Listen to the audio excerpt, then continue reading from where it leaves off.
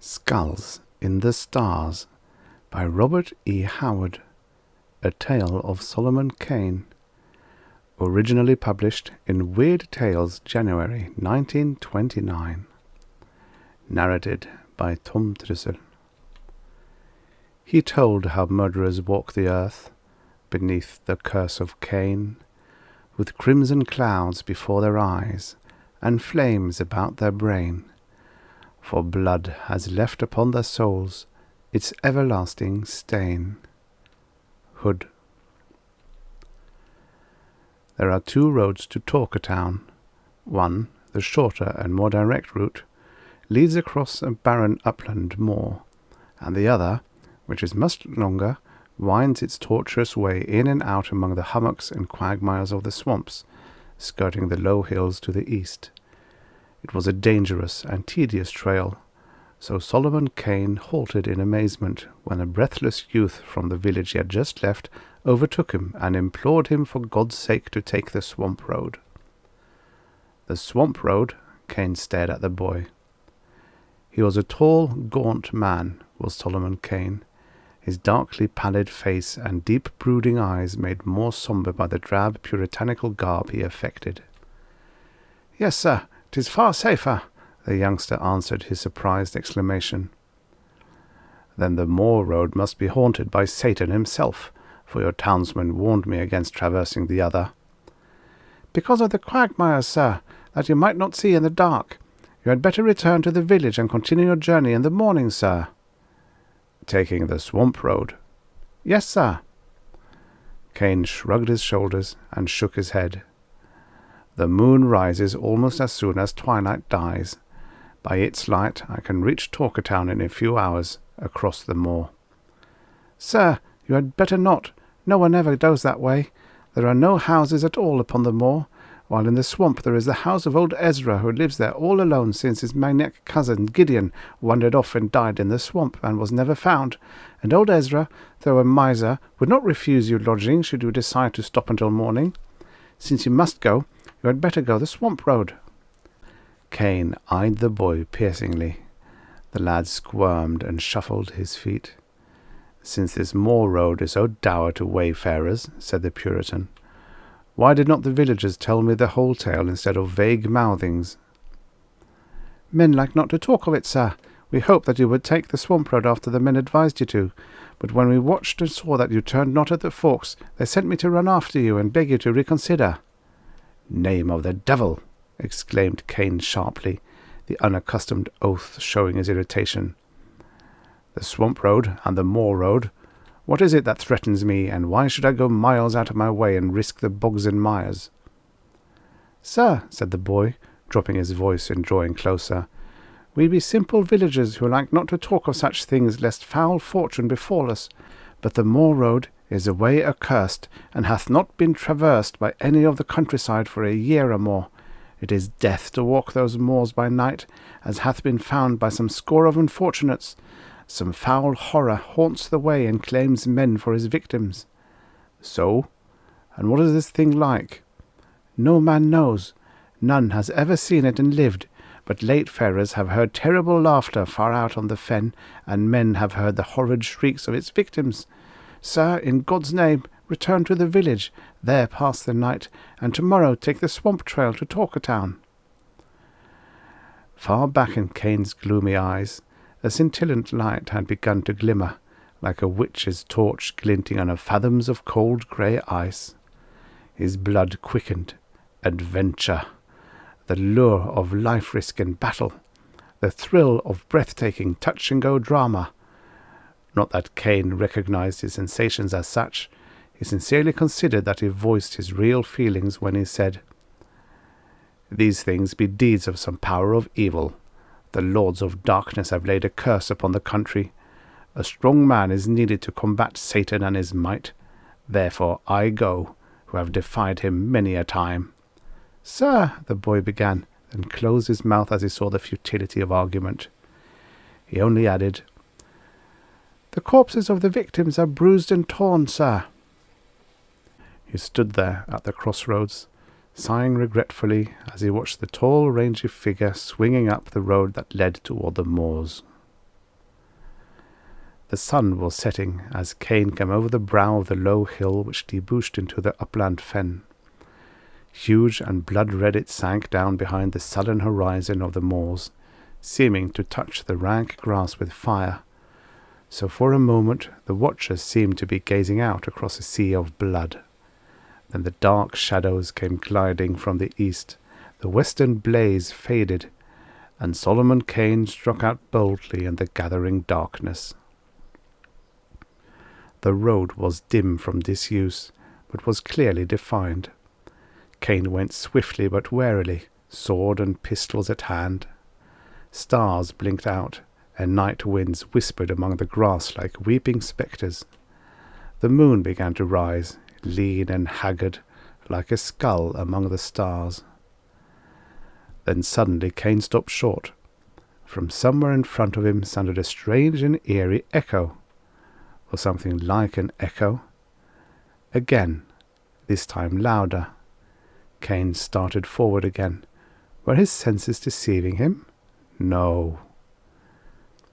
Far out there pealed a whisper of frightful laughter. And again, closer this time. No human being ever laughed like that. There was no mirth in it, only hatred and horror and soul-destroying terror.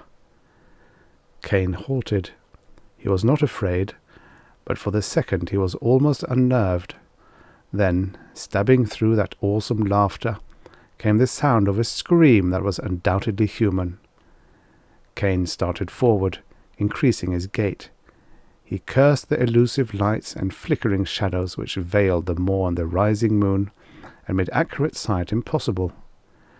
The laughter continued, growing louder, as did the screams. Then sounded faintly the drum of frantic human feet. Kane broke into a run. Some human was being hunted to his death out there on the fen, and by what manner of horror God alone knew. The sound of the flying feet halted abruptly, and the screaming rose unbearably, mingled with other sounds unnameable and hideous. Evidently the man had been overtaken, and Kane, his flesh crawling, visualized some ghastly fiend of the darkness crouching on the back of its victim, crouching and tearing. Then the noise of a terrible and short struggle came clearly through the abysmal silence of the fen, and the footfalls began again, but stumbling and uneven. The screaming continued, but with a gasping gurgle. The sweat stood cold on Kane's forehead and body. This was heaping horror on horror in an intolerable manner. God, for a moment's clear light! The frightful drama was being enacted within a very short distance of him, to judge by the ease with which the sounds reached him. But this hellish half-light veiled all in shifting shadows, so that the moors appeared a haze of blurred illusions, and stunted trees and bushes seemed like giants. Kane shouted, striving to increase the speed of his advance. The shrieks of the unknown broke into a hideous, shrill squealing. Again there was the sound of a struggle, and then from the shadows of the tall grass a thing came reeling, a thing that had once been a man, a gore-covered, frightful thing that fell at Kane's feet, and writhed and grovelled and raised its terrible face to the rising moon, and gibbered and yammered, and fell down again and died in its own blood. The moon was up now, and the light was better. Kane bent above the body, which lay stark in its unnameable mutilation, and he shuddered, a rare thing for him, who had seen the deeds of the Spanish Inquisition and the witch-finders. Some wayfarer, he supposed. Then, like a hand of ice on his spine, he was aware that he was not alone. He looked up, his cold eyes piercing the shadows whence the dead man had staggered. He saw nothing, but he knew, he felt, that other eyes gave back his stare, terrible eyes not of this earth. He straightened and drew a pistol, waiting. The moonlight spread like a lake of pale blood over the moor, and trees and grasses took on their proper sizes. The shadows melted, and Kane saw. At first he thought it only a shadow of mist, a wisp of moor fog that swayed in the tall grass before him. He gazed. More illusion, he thought. Then the thing began to take on shape, vague and indistinct. Two hideous eyes flamed at him, eyes which held all the stark horror which had been the heritage of man since that fearful dawn ages, eyes frightful and insane, with an insanity transcending earthly insanity. The form of the thing was misty and vague, a brain-shattering travesty on the human form, like, yet horridly unlike. The grass and bushes beyond showed clearly through it. Kane felt the blood pound in his temples, yet it was as cold as ice. How such an unstable being as that which wavered before him could harm a man in a physical way was more than he could understand. Yet the red horror at his feet gave mute testimony that the fiend could act with terrible material effect. Of one King Kane was sure. There could be no hunting of him across the dreary moors, no screaming and fleeing to be dragged down again and again. If he must die, he would die in his tracks, his wound in front. Now a vague and grisly mouth gaped wide, and the demoniac laughter again shrieked out, soul-shaking in its nearness. And in the midst of that threat of doom, Kane deliberately levelled his long pistol and fired. A maniacal yell of rage and mockery answered the report, and the thing came at him like a flying sheet of smoke, long shadowy arms stretched to drag him down. Kane, moving with the dynamic speed of a famished wolf, fired the second pistol with as little effect, snatched his long rapier from its sheath, and thrust into the centre of the misty attacker. The blade sang as it passed clear through, encountering no solid resistance, and Kane felt icy fingers grip his limbs, bestial talons tear his garments and the skin beneath. He dropped the useless sword, and sought to grapple with his foe. It was like fighting a floating mist, a flying shadow armed with dagger-like claws. His savage blows met empty air, his leanly mighty arms, in whose grasp strong men had died, swept nothingness and clutched emptiness. Naught was solid or real save the flaying, ape-like fingers with their crooked talons, and the crazy eyes which burned into the shuddering depths of his soul. Kane realized that he was in a desperate plight indeed. Already his garments hung in tatters, and he bled from a score of deep wounds, but he never flinched, and the thought of flight never entered his mind. He had never fled from a single foe, and had the thought occurred to him, he would have flushed with shame. He saw no help for it now, but that his form should lie there beside the fragments of the other victim. But the thought held no terrors for him. His only wish was to give as good an account of himself as possible before the end came, and if he could, to inflict some damage on his unearthly foe. There, above the dead man's torn body, man fought with demon under the pale light of the rising moon, with all the advantages with the demon, save one. And that one was enough to overcome all the others. For if abstract hate may bring into material substance a ghostly thing, may not courage, equally abstract, form a concrete weapon to combat that ghost? Kane fought with his arms and his feet and his hands, and was aware at last that the ghost began to give back before him, that the fearful laughter changed to screams of baffled fury. For man's only weapon is courage that flinches not from the gates of hell itself, and against such not even the legions of hell can stand. Of this Kane knew nothing. He only knew that the talons which tore and rended him seemed to grow weaker and wavering, that a wild light grew and grew in the horrible eyes, and reeling and gasping he rushed in, grappled the thing at last, and threw it, and as they tumbled about on the moor and it writhed and lapped his limbs like a serpent of smoke, his flesh crawled and his hair stood on end, for he began to understand its gibbering. He did not hear and comprehend as a man hears and comprehends the speech of man, but the frightful secrets it imparted in whisperings and yammerings and screaming silences sank fingers of ice and flame into his soul, and he knew. 2. The hut of old Ezra the miser stood by the road in the midst of the swamp, half screened by the sullen trees which grew about it. The walls were rotting, the roof crumbling, and great pallid and green fungus monsters clung to it and writhed about the doors and windows, as if seeking to peer within. The trees leaned above it, and their grey branches intertwined so that it crouched in the semi-darkness like a monstrous dwarf over whose shoulder ogres leer. The road which wound down into the swamp, among rotting stumps and rank hummocks and scummy snake-haunted pools and bogs, crawled past the hut.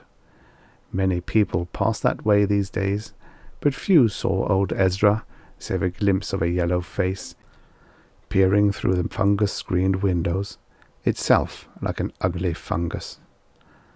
Old Ezra the miser partook much of the quality of the swamp, for he was gnarled and bent and sullen.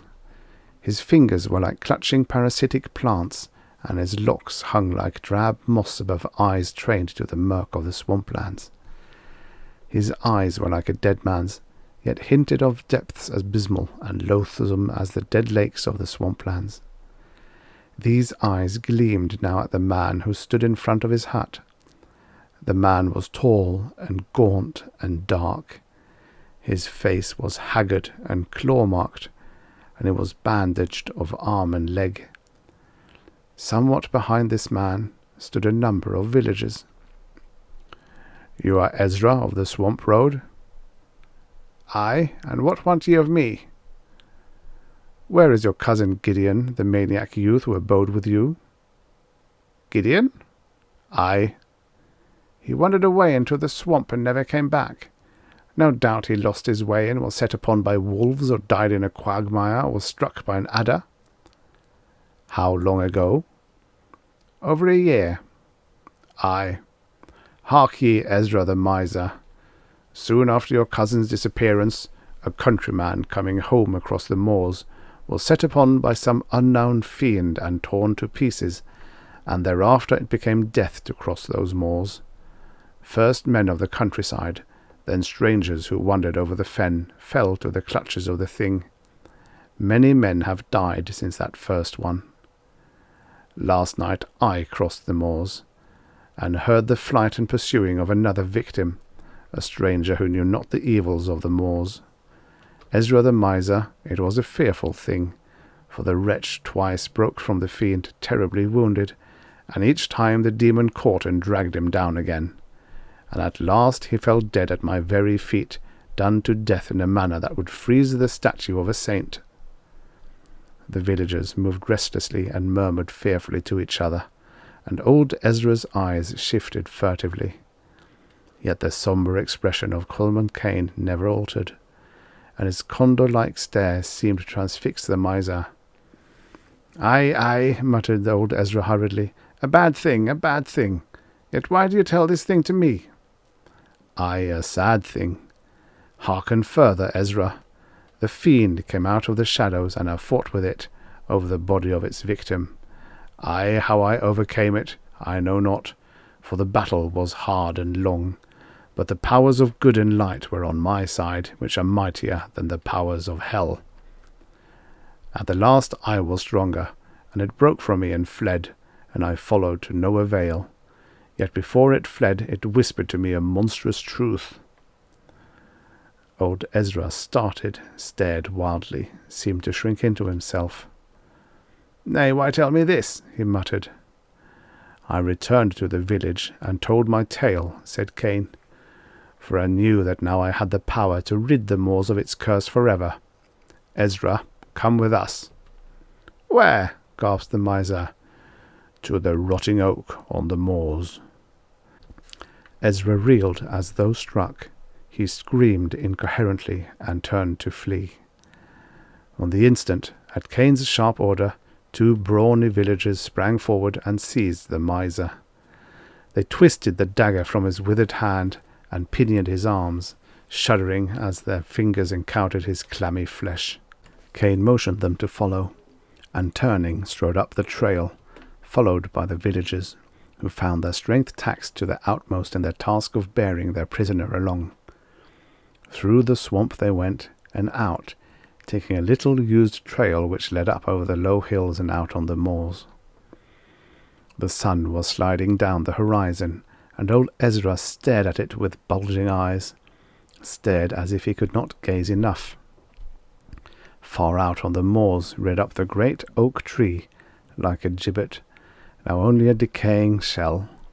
There Solomon Kane halted. Old Ezra writhed in his captor's grasp and made inarticulate noises. "Over a year ago," said Solomon Kane, "you, fearing that your insane cousin Gideon would tell men of your cruelties to him, brought him away from the swamp by the very trail by which we came, and murdered him here in the night." Ezra cringed and snarled, "You cannot prove this lie." Kane spoke a few words to an agile villager. The youth clambered up the rotting bole of the tree, and from a crevice high up dragged something that fell with a clatter at the feet of the miser. Ezra went limp with a terrible shriek. The object was a man's skeleton, the skull cleft. "You! How knew you this? You are Satan!" gibbered old Ezra. Kane folded his arms. "The thing I fought last night told me this thing as we reeled in battle, and I followed it to this tree. For the fiend is Gideon's ghost." Ezra shrieked again and fought savagely. "You knew," said Kane somberly. "You knew what thing did these deeds. You feared the ghost of the maniac, and that is why you chose to leave his body on the fen instead of concealing it in a swamp. For you knew the ghost would haunt the place of his death. He was insane in life, and in death he did not know where to find his slayer, else he had come to you in your hut. He hates no man but you, but his mazed spirit cannot tell one man from another, and he slays all, lest he let his killer escape. Yet he will know you, and rest in peace forever after. Hate hath made of his ghost a solid thing that can rend and slay, and though he feared you terrible in life, in death he fears you not." Kane halted. He glanced at the sun. "All this I had from Gideon's ghost, in his yammerings and his whisperings and his shrieking silences. Naught but your death will lay that ghost." Ezra listened in breathless silence, and Kane pronounced the words of his doom. "A hard thing it is," said Kane somberly, "to sentence a man to death in cold blood, and in such a manner as I have in mind. But you must die that others may live, and God knoweth you deserve death. You shall not die by noose, bullet, or sword, but at the talons of him you slew, for naught else will satiate him." At these words Ezra's brain shattered. His knees gave way, and he fell grovelling and screaming for death, begging them to burn him at the stake, to flay him alive. Kane's face was set like death, and the villagers, the fear rousing their cruelty, bound the screeching wretch to the oak tree, and one of them bade him make his peace with God. But Ezra made no answer, shrieking in a high, shrill voice with unbearable monotony. Then the villager would have struck the miser across the face, but Kane stayed him. "Let him make his peace with Satan, whom he is more like to meet," said the Puritan grimly. "The sun is about to set. Loose his cords so that he may work loose by dark, since it is better to meet death free and unshackled than bound like a sacrifice." As they turned to leave him, old Ezra yammered and gibbered unhuman sounds, and then fell silent, staring at the sun with terrible intensity. They walked away across the fen, and Kane flung a last look at the grotesque form bound to the tree, seeming in the uncertain light like a great fungus growing to the bole. And suddenly the miser screamed hideously, "Death! Death! There are skulls in the stars!" Life was good to him, though he was gnarled and churlish and evil. Kane sighed. Mayhap God has a place for such souls, where fire and sacrifice may cleanse them of their dross as fire cleanses the forest of fungus things. Yet my heart is heavy within me. Nay, sir, one of the villagers spoke. You have done but the will of God, and God alone shall come of this night's deed. Nay, answered Kane heavily, I know not, I know not. The sun had got down, and night spread with amazing swiftness, as if grey shadows came rushing down from unknown voids to cloak the world with hurrying darkness. Through the thick night came a weird echo, and the men halted and looked back the way they had come. Nothing could be seen. The moor was an ocean of shadows, and the tall grass about them bent in long waves before the faint wind, breaking the deathly stillness with breathless murmurings. Then far away, the red disk of the moon rose over the fen, and for an instant a grim silhouette was etched blackly against it. A shape came flying across the face of the moon, a bent, grotesque thing whose feet seemed scarcely to touch the earth, and close behind came a thing like a flying shadow, a nameless, shapeless horror. A moment the racing twain stood out boldly against the moon, then they merged into one unnameable, formless mass and vanished in the shadows. Far across the fen sounded a single shriek of terrible laughter.